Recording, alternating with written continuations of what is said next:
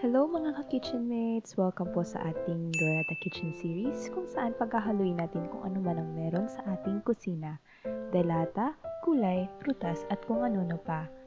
Yes, that's our main ingredient for today. Ramyun.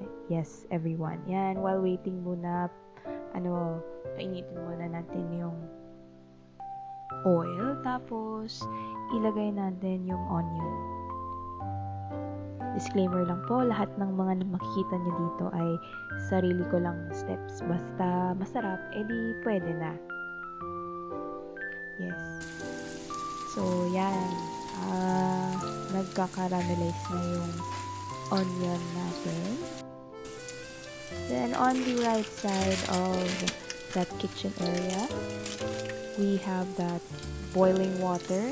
Tapos, bubuksan na natin yung main ingredient, which is the Ramyun. Yung flavor niya is seafood.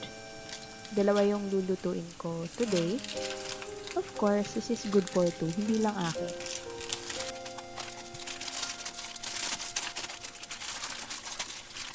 Then, while waiting for that, yes, that the other noodle. Tapos buksan natin kung ano man yung naka-package sa loob ng Ramyun. Yung gulay-gulay. Tapos, yung powder. I think that's a little bit spicy, but ganyan talaga yung lasa niya. Tapos, itulak natin siya paloob ng mainit na tubig para maayos yung pagkaluto ng noodles. Then, hintayin natin mga 2 to 3 minutes at tapos magiging okay na yan siya. Huwag pa sobraan, baka hindi ko alam. Joke lang, hindi ko na alam kung ano yung sasabihin ko. Well, anyway, ito yung next ingredient natin, which is our hipon. Yes, this is the same hipon na batch na pag binili namin last time sa Let's Eat Buy. Yep, don't forget to like and subscribe.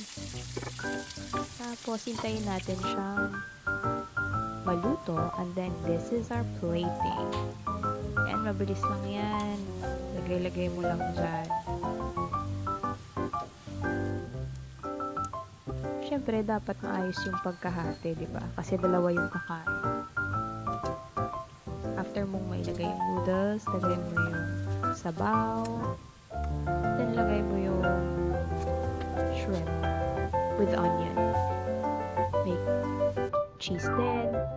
And this is our final product. Sana po ay nabusog kayo at nakatulong ako sa susunod niyong ulam. Paalam!